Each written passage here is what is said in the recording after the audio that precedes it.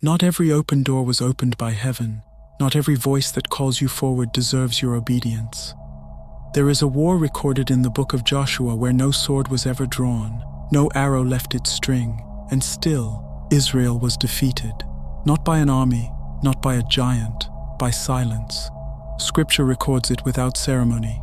And the men took of their victuals, and asked not counsel at the mouth of the Lord. Joshua 9:14. The enemy did not arrive that day as a soldier. He arrived as a stranger, wearing torn sandals, carrying bread already going gray with mold. And what fooled a nation that had just watched Jericho's walls fall was never darkness. It was evidence. The eye can examine the bread. Only God can examine the motive. Jericho had fallen. Ai had burned. Fear moved through Canaan like something felt underground before it is seen. And the people of Gibeon understood a truth the other kings refused to accept.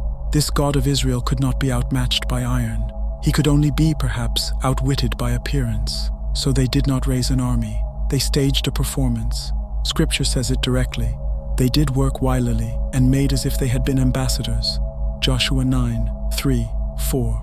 Old sacks laid over the donkeys, wineskins cracked and hastily mended, bread gone dry and broken with mold, sandals worn thin by a journey that never happened. What the Hebrew reveals here is striking. The word behind their scheme, waya'asu ba'orma, translated willily, shares its root with the Hebrew word for shrewdness, even wisdom itself. Their deception was not clumsy. It was built to resemble discernment. Centuries later, a former Pharisee named Paul would write of the same pattern. Satan himself is transformed into an angel of light, 2 Corinthians 11:14. And long before that letter reached its ink, the prophet Samuel had already told a king the deeper law behind it. The Lord seeth not as man seeth, for man looketh on the outward appearance, but the Lord looketh on the heart. 1 Samuel 16:7. Two witnesses across 13 centuries testifying to the same reality. The danger was never what looked evil. The danger was what looked reasonable. What is left unasked in prayer is left open to deception. There is a moment every person reaches, standing before a decision dressed convincingly as providence, a door that opens without resistance, a relationship that feels inevitable before it has even been questioned. An opportunity arriving at the exact hour desperation was ready to say yes to anything wearing the right clothing. The bread looks moldy enough to be believed. The sandals look worn enough to be honest, and so the one question capable of exposing it all is never asked. Lord, is this from you? Israel did not fall that day for lack of courage. They had just conquered 2 fortified cities. They fell because they trusted their own examination of the evidence over the discipline of inquiry. Proverbs had already named the alternative, generations before it was needed. Trust in the Lord with all thine heart, and lean not unto thine own understanding. Proverbs 3:5. And this is a wound familiar to anyone who has ever signed something, agreed to something, walked into something, because it looked right, felt timed too perfectly to be false. Joshua 9:14 does not say Israel was naive. It says simply that they stopped asking. Character is not proven by what is easy to keep. It is proven by what is costly to keep. 3 days later, the truth surfaced. Israel learned they had bound themselves by oath to the very people they had been commanded to remove. And here the story turns on a single decision. Joshua, deceived as he was, refused to break the covenant. Scripture names this the mark of a righteous man long before Joshua's name was written. He that sweareth to his own hurt and changeth not. Psalm 15:4.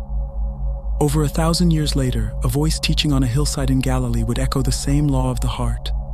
Let your communication be yea, yea, nay, nay. Matthew 5:37. One testament measuring the weight of a promise. Another testament confirming it was never a temporary standard. This is the revelation the entire account has been building toward. Integrity was never meant to be tested in comfort. It is only ever proven in what it costs to keep. Israel did not undo the covenant once the deception was uncovered. They carried it. And the God who saw the whole deception unfold before a single sandal was even laced did not abandon them for the mistake. He redirected it. Even the trap laid by an enemy can be repurposed into an altar. The Gibeonites who once deceived a nation with moldy bread became the ones who cut the wood and drew the water for the altar of the Lord, unto this day in the place which he should choose. Joshua 9:27. Their deception was not undone, it was repurposed. What was built to manipulate became, in a hand they did not choose, an offering. It is the same law spoken generations later by a man betrayed by his own brothers, sold, imprisoned, forgotten, who found the words only after the forgetting was over. Ye thought evil against me, but God meant it unto good. Genesis 50:20. Not every open door is opened by heaven, but even the doors that never should have opened do not escape his hand. So carry this before the next decision, before the next signature, the next yes, the next voice that arrives already dressed as an answer to prayer. What if the evidence you are standing on right now was never meant to be examined by your eyes at all?